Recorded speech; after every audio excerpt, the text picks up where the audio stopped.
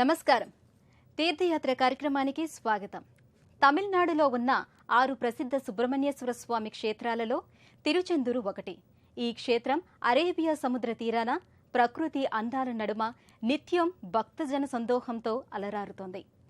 సాక్షాత్తు బాలసుబ్రహ్మణ్యేశ్వరుడు కొలువైన తిరుచెందూరు దివ్యస్థలి ఆలయ విశేషాలేంటో మనం ఇప్పుడు చూద్దాం. తిరుచెందూరు శ్రీ సుబ్రహ్మణ్యేశ్వర స్వామి ఆలయం ప్రతి హైందవ భక్తునిచే పూజింపబడుతున్న పవిత్ర యాత్రాస్థలం. అనేక మంది శైవ సాధువులు ఇక్కడ సుబ్రహ్మణ్యేశ్వర స్వామిని కొలిచారని తెలుస్తోంది. హిందూ మత అద్వైత సిద్ధాంత బోధకుడగు ఆదిశంకరాచార్యుల వారు ఇక్కడ స్వామిని దర్శించి సుబ్రహ్మణ్య భుజంగం అనే తన కీర్తనలో స్వామిని గురించి అభివర్ణించారని పురాణాల ద్వారా అవగతమవుతోంది. భారతదేశాన ఆగ్నేయ దిక్కున ఉన్న కీర్తి నొందిన సముద్ర తీర పుణ్యక్షేత్రాల్లో తిరుచెందూరు ఒకటి.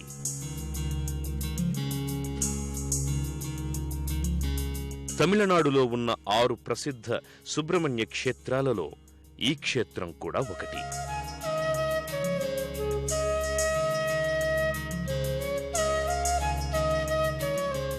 అత్యంత మహిమాన్వితుడైన సుబ్రహ్మణ్యేశ్వర స్వామిని తమిళులు మురుగన్ అని పిలుస్తారు.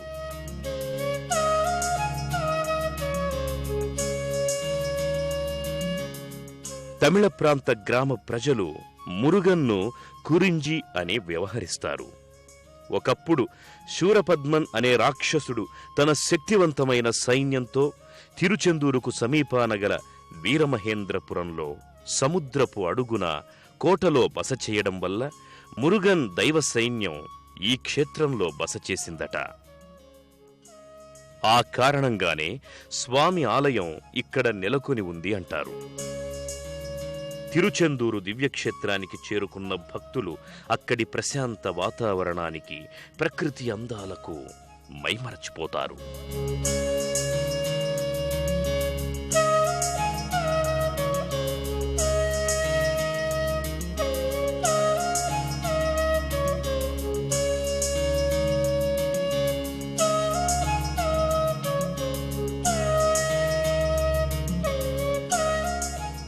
శ్రీ సుబ్రహ్మణ్యేశ్వర స్వామి నామస్మరణతో మారుమ్రోగే ఈ దివ్యాలయం సుబ్రహ్మణ్య క్షేత్రాలలో విశిష్టమైనదిగా పేర్గాంచింది.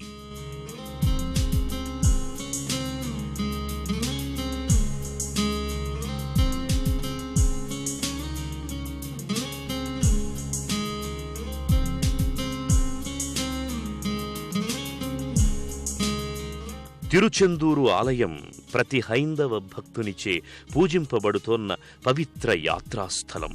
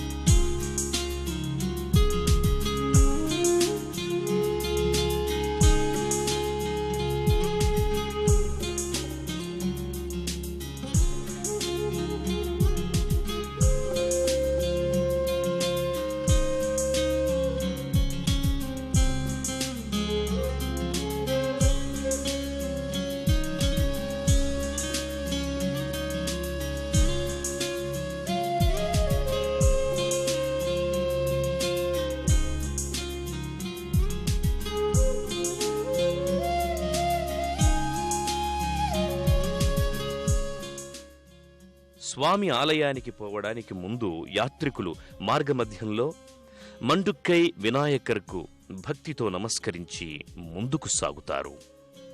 ఈ క్షేత్రానికి సంబంధించి మరో పురాణ గాథ కూడా ప్రచారంలో ఉంది. 1648వ సంవత్సరంలో డచ్చి వారు ఈ ఆలయంపై దాడి చేసి అందులోని విగ్రహాన్ని అపహరించుకుపోయారట. వారు ఆ విగ్రహాన్ని అపహరించుకొని పోతుండగా స్వామి మహిమ వల్ల పెద్ద తుఫాను వచ్చిందంట. దానికి భయపడ్డవారు ఆ విగ్రహాన్ని సముద్రంలోని పారవేసి పారిపోయారట. ఆ విషయం తెలుసుకున్న నాయకర్ రాజు మాలయప్ప పిల్లయాన్ పంచలోహాలతో మరో విగ్రహాన్ని చేయతలపెట్టాడట. అంతా స్వామి కలలో కనిపించి తన విగ్రహాన్ని సముద్రంలో వెదకమని, నీటిలో తేలుతున్న ఓ నిమ్మపండుపై గరుడపక్షి వాలి ఉంటుందని అక్కడ తనకు వెదగమని ఆదేశించాడట. రాజు అలాగే చేయగా విగ్రహం దొరికిందంట. దొరికిన ఆ మూర్తిని తిరిగి ప్రతిష్ఠించారంట. ఈ సంఘటనకు గుర్తుగా వడమాలయప్ప పిల్లయాన్ తన పేరున ఒక మండపాన్ని కట్టించారట.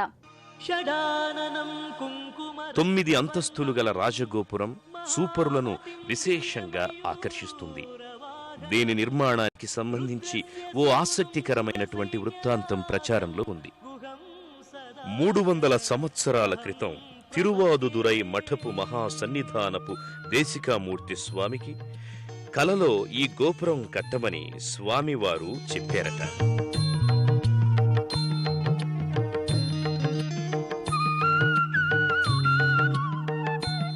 స్వామి అభీష్టం మేరకు నిర్మాణం ప్రారంభించిన దేశికామూర్తి మిక్కిలి పేదవాడైపోవడం వల్ల ఆ కట్టడం కట్టే కూలీలకు విభూదిని మాత్రమే ఇచ్చేవాడట. ఆ విభూదిని స్వీకరించిన కూలీలు తుండుక్కై వినాయకర్ ఆలయం గుండా పోతున్నప్పుడు ఆ బూడిద కాస్త బంగారు నాణాలుగా మారేదట.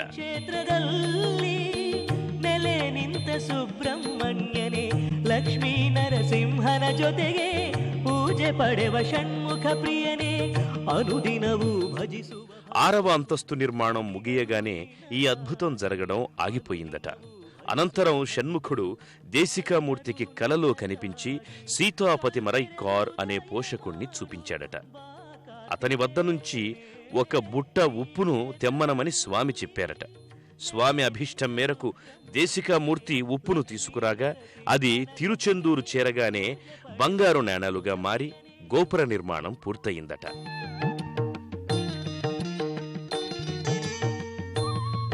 అనంతరం అసలు దేవాలయాన్ని శతాబ్ద కాలంలో నిర్మించినట్టుగా తెలుస్తోంది.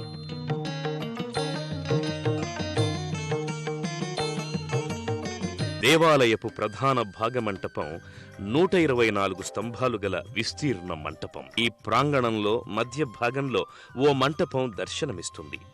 దీనిని షణ్ముఖ మంటపమని పిలుస్తారు. ఈ మంటపానికి బయట సుబ్రహ్మణ్యేశ్వర స్వామి మూర్తి ఒకటి కానవస్తుంది. ఇంకో పక్క బాలసుబ్రహ్మణ్యేశ్వర స్వామి వారి మూర్తి దృశ్యమానమవుతుంది. ఆలయ ప్రధాన మార్గం దక్షిణాభిముఖంగా ఉంది. మొదటి ఆలయ ప్రాకారం నుంచి తెరుచుకొని ఉంటుంది. దీనినే సిపిలి మంటపం అంటారు.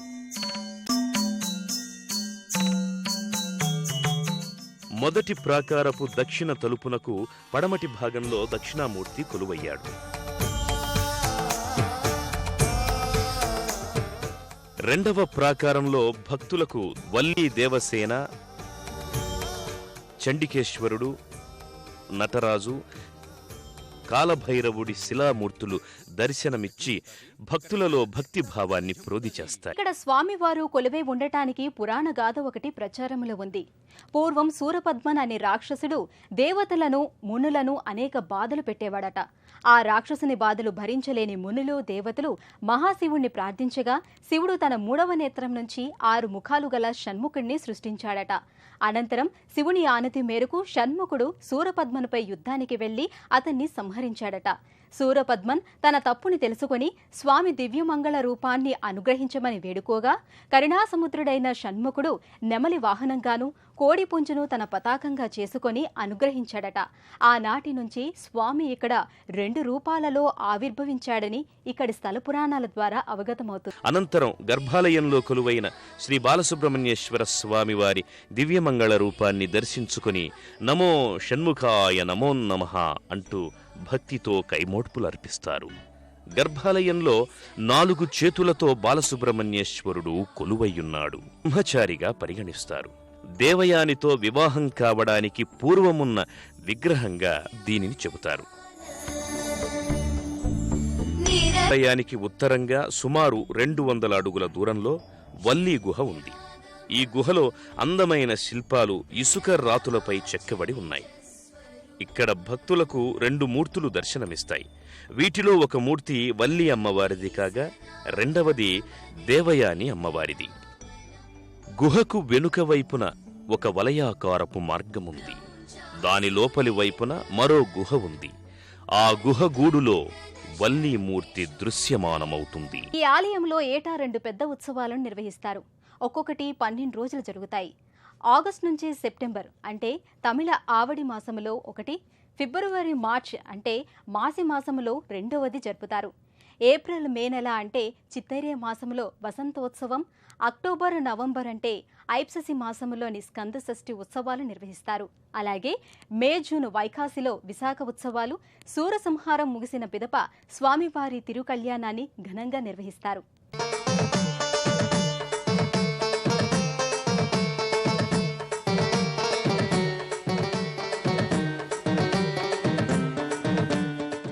ఈ ఆలయానికి వచ్చే భక్తులు తమ మొక్కుబడులలో భాగంగా ఇక్కడ స్వామివారికి కావడిలను సమర్పిస్తారు.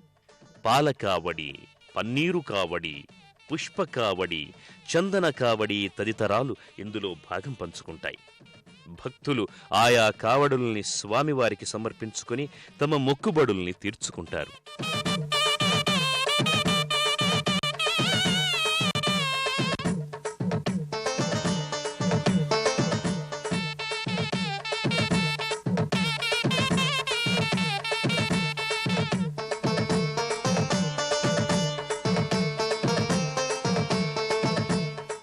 ఈ ఆలయంలో ఏటా జరిగే స్కంద షష్ఠి ఉత్సవాన్ని అత్యంత వైభవంగా నిర్వహిస్తారు.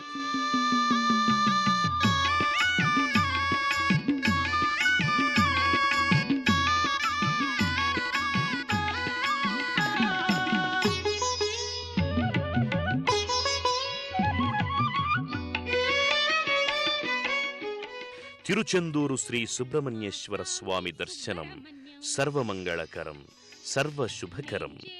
విశేషమైన పుణ్యఫలాలనిచ్చే ఈ దివ్యక్షేత్ర సందర్శనం బహుజన్మల పుణ్యఫలంగా భక్తులు భావిస్తారు. తిరునల్వేలి నగరానికి సుమారు 60 కిలోమీటర్ల దూరంలో ఉన్న ఈ దివ్యక్షేత్రాన్ని చేరుకోవడానికి తిరునల్వేలి వరకు బస్సు లేదా రైల్లో ప్రయాణించి అక్కడి నుంచి నేరుగా ఏదైనా వాహనంలో ఈ క్షేత్రానికి చేరుకోవచ్చు. అలాగే తిరుచెందూరుకు రైలు సౌకర్యం కూడా ఉంది.